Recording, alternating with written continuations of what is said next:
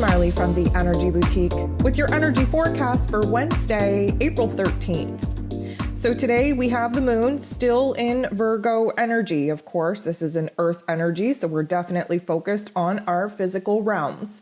This Virgo energy definitely being ruled over by Mercury puts a huge emphasis on our mental plane. We are analyzing, we are processing, we are strategizing, we have new elements emerging, and we have to put things in order.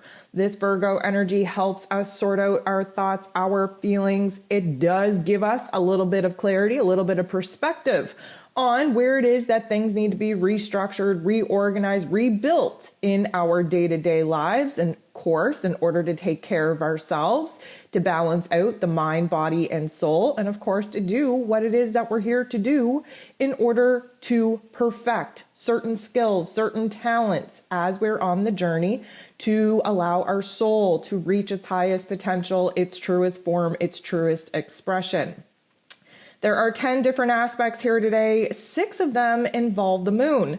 This is also the last day that Mars will be in Aquarian energy. So as we've been kind of exploring, anytime that a planet is preparing to shift out of one energy and into the next, we feel that energy intensify. Why? Because we have to wrap up the life lessons that that particular planet and that particular energy was meant to teach us. So there is going to be a surge in energy, a surge in physical passion, physical desire, physical urges to actually take action and move forward.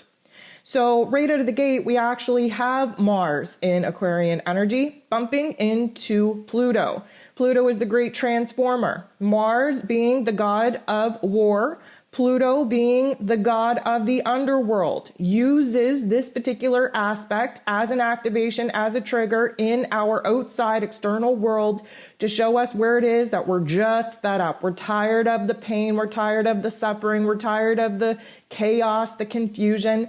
And this particular energy is meant to really pressurize our mental plane because, of course, Mars is on the intellectual battlefield in Aquarian energy. And Pluto is highlighting for us where the pain, where the suffering, where the trauma in our lives was meant to push us forward instead of keeping us in a state of paralysis. Mars and Pluto in this way, having this activation, having this trigger in our external realm is meant to trigger us, is meant to push us, to push our backs against the wall, because many of us refuse to make the changes that we know we have to make until we are so freaking fed up and tired and uncomfortable with our current circumstances that then we have this epiphany, this aha moment, and then we are willing to change in spite of the pain, in spite of the trauma, in spite of the suffering. We use that as inspiration and as a catalyst to motivate us, to move us forward, to push us in our power, push us into a new state of mind. The moon is going to oppose Venus. The moon opposing Venus does put us at a little bit of a conflict with what it is that we need, desire, want for our emotional selves in our personal relationships. This particular energy, though, we have the Virgo moon that wants to really pick apart, really analyze the inner workings of our personal relationships, where it is that we don't feel safe, where it is we don't feel stable, where it is that we're not feeling encouraged and supported by some of the people in our lives. As you know, Venus is in Pisces. She's in love with love. She's in love with potential. But that can be a problem if we go ahead and start pouring into other people based off of the potential, the dream, the vision, and the delusion that we have set up for ourselves in our imagination. When reality hits and we really see people for who it is that they are, that definitely kind of takes the wind out of our imaginary sails. So right now, the moon in Virgo wants to think about the actual facts, the reality of it, the truth of it, the details, the actions, what has been said, what has been felt here in the present moment. while Venus is out in la la land trying to delude herself, trying to romanticize the situation, which of course is going to crumble. Delusions never ever stick around for that long. So this particular opposition, this particular conflict is really going to put us at war between our heart and our head, because the logical, practical part of our heart space, of our head space, knows something to be true because we can see it in our realms, in our circumstances. But then Venus and Pisces is over there just trying to make light of the situation, like things are going to get better, like we have the opportunity to reach that potential. We just got to keep pouring more, pouring more, pouring more. This is definitely going to be an aha moment for many of us on what needs to happen with some of our personal relationships. There is endings that comes with Piscean energy in order for new beginnings to actually take place, but we got to get real about it. The moon is going to bump into the sun in not the most pleasant way. The moon in Virgo, again, very analytical, very highly critical and judgmental, especially of oneself, because the sun does represent us individually as an ego, where it is that we have to illuminate, pour our time, energy, and effort into ourselves to become a version of ourselves that is actually capable of bringing some of the elements that we now seek to manifest into our reality. This particular aspect is really going to create a little bit of frustration and confusion within us for a couple of reasons. First of all, the moon in Virgo wants to be logical and practical about the current circumstances.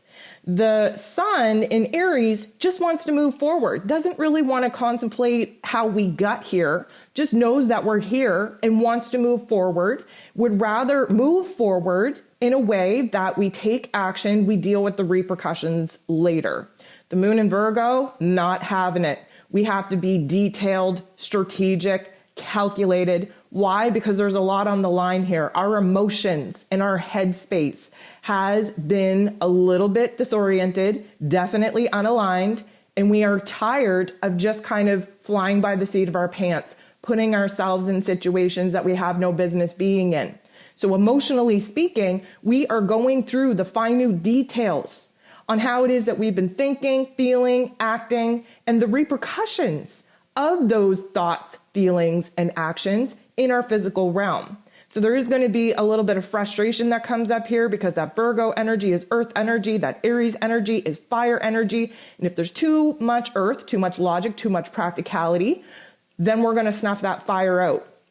If there's too much fire, it's going to burn through all the earth that we are trying to hold on to. And of course, fire is desire and passion and action and initiation. So again, in Aries season, one of the greatest lessons that we've been learning the hard way is energy management. The moon goes ahead and bumps into Chiron in the not so nice way, especially feeding off of the earlier aspects. Chiron, of course, the wounded healer in Aries energy, showing us where it is that we've built our ego, our identity, intertwining it with not only our pain story, but with people, places, and things, attachments that if any of those attachments should be removed from our lives, we wouldn't know who it is that we actually are.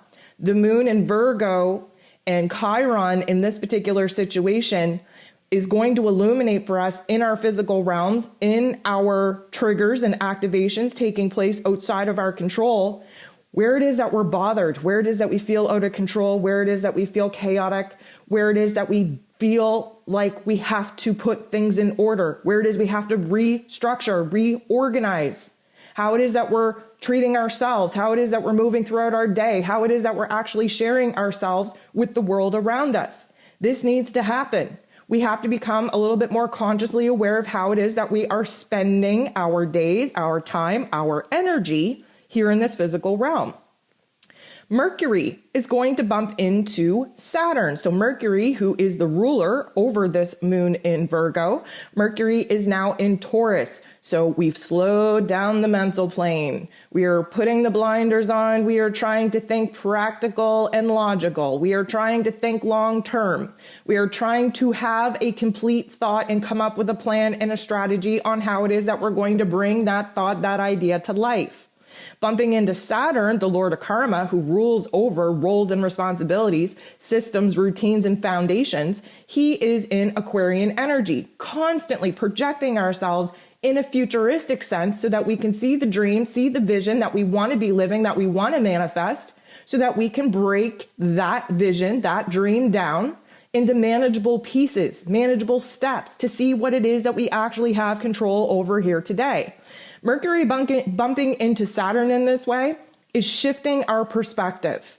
We are opening our minds up to what it is that needs to be built in our lives. Routines, relationships, money matters, dreams, goals. A lot of it starts with the inner narrative that we now have to have in order to build ourselves up, instead of letting negative Nancy and the darker force energies bring us down. Mercury and Saturn coming together in this way is going to give us a little bit of clarity on what it is that we need to do in the here and now in order to better our situations in the here and now, to better align with the dreams and the visions that we are looking to bring forth. The roles and responsibilities that karmically we're being pushed into right now will become a little bit easier to understand and to accept. Mercury being in Taurus is definitely ready to see where it is that if we want better for ourselves, if we want a new worth, a new value in our realities, we gotta boss up. And in order to do that, we have to get grounded and practical and logical in our thoughts, in our narratives, in order to understand what it is that needs to be built that will be strong enough to support and encourage and motivate us to stay the course in actually bringing these dreams and visions to reality. The moon is going to bump into Pluto again. This time we have a little bit of a not so nice conflict going on here because emotionally speaking, the moon in Virgo wants to pick things apart. Now, this isn't a bad thing because normally Pluto likes to dive into the deep, dark parts of our psyche in order to understand why it is that we are the way that we are, why we think, why we act, why we feel the way that we do, recognizing where the darker parts of us, the shadow parts of us, the pain, the suffering, the trauma of our experiences has definitely written a pretty damaging program in our mental plane. And of course, that bleeds over into the heart space. Now, this particular aspect is a little bit conflicting because the moon in Virgo really wants to just solve things. The moon in Virgo doesn't mess around. Like if we have an issue, we're going to solve it. We are going to analyze the problem right to death, go to the root of the problem. We are going to just dissect everything to come to a different understanding so that we can fix it. But right now, we're kind of getting lost in the details of our pain story, of our trauma story.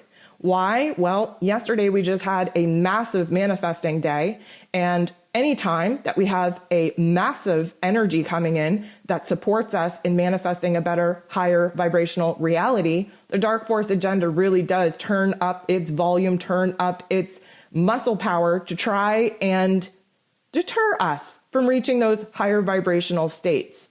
So that energy is still with us. And the moon in Virgo right now, bumping into Pluto, means that we're going to do a deep dive in the not so nice thoughts and feelings within us. And sometimes that is absolutely necessary. We don't want to set up camp there. We sure as hell don't want to let it paralyze us. But we do have to understand that psychologically speaking, our unconscious self, the part that we're not aware of, has a program running in the background of our awareness that is causing us to self-sabotage, to prevent ourselves from going after what it is that we want, talking fear into our dreams all the time. Now, we get a little bit of help here because the moon is going to trine Uranus. A trine is a good energy. Uranian energy is the great awakener. It shocks us. We get inspired. We get an aha moment. We get a moment of genius.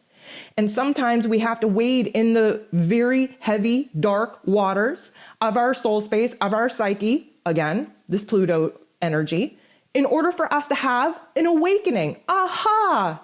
I understand why that unconscious pattern is there, because I remember being talked down to having people squash my dreams when I was a child, right? It all goes back to childhood. Look at your first 7 to 8 years of your life, the people in it, the feelings that you got from them, that is the foundation of your operating system, your unconscious operating system. Your whole belief, your actions, your thoughts, your feelings, the way that you behave has been built off of the first 7 years of your life. If you want to do the shadow work, if you want to do the healing journey, you have to be brave enough to go all the way back and examine your upbringing from an observer type of mentality.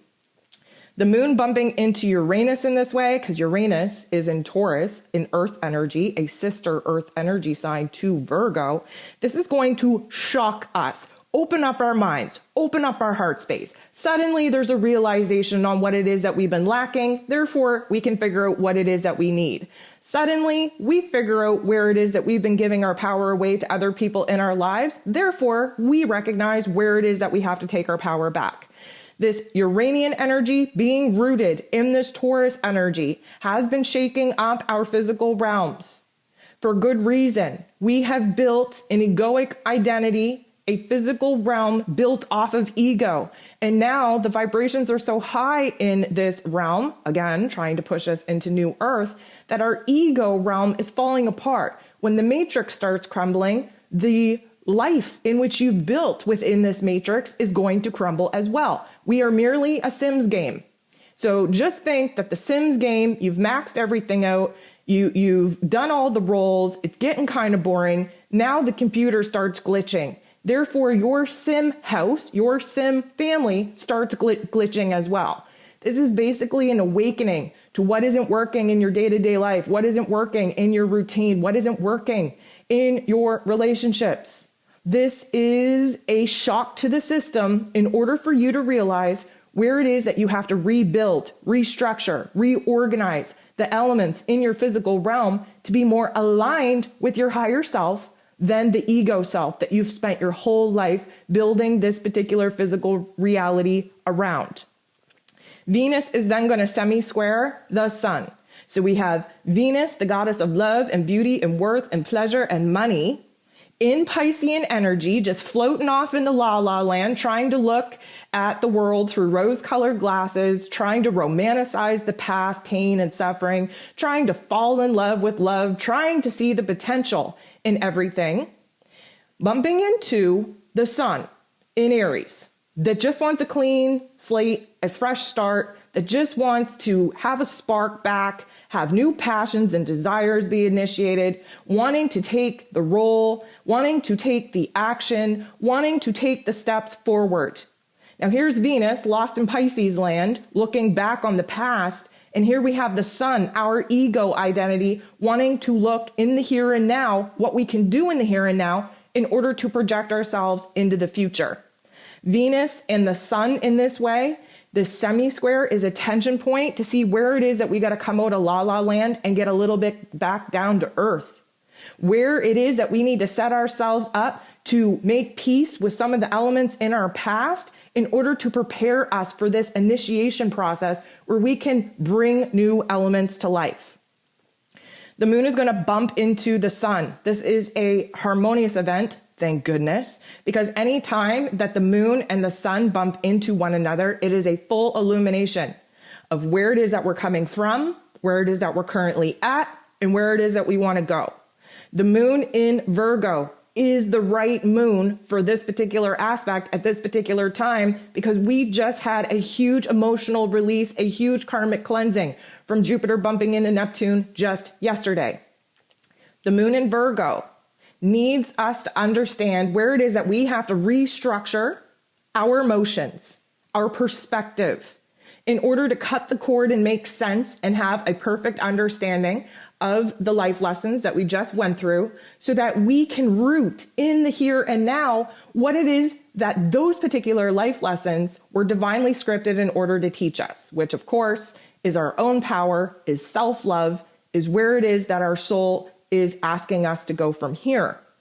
The moon in Virgo bumping into the sun in Aries, this is a positive aspect. So we get a balanced energy between the earth energy of Virgo and the Aries fire energy. What happens when you continuously, healthily feed logs onto a fire. That fire is steady. That fire is stable. It's going to continue to burn at a steady pace.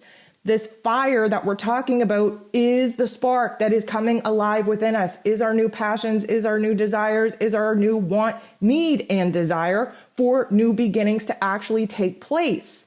This is a good energy for us. We are going to start seeing very slowly where it is that we have to pace ourselves, but where it is that it is possible to regulate our emotions and to pace our physical energy in taking the actions that we now know we need to take to rebuild and restructure our physical realms to provide ourselves with a lot more support, a lot more security, a lot more safety, not only in our emotions, but in our physical circumstances. We are going to end the day off with the sun bumping into Neptune. And this is going to take place in our physical realms. This is a trigger, this is an activator, and let me tell you, this will likely be a little bit overwhelming.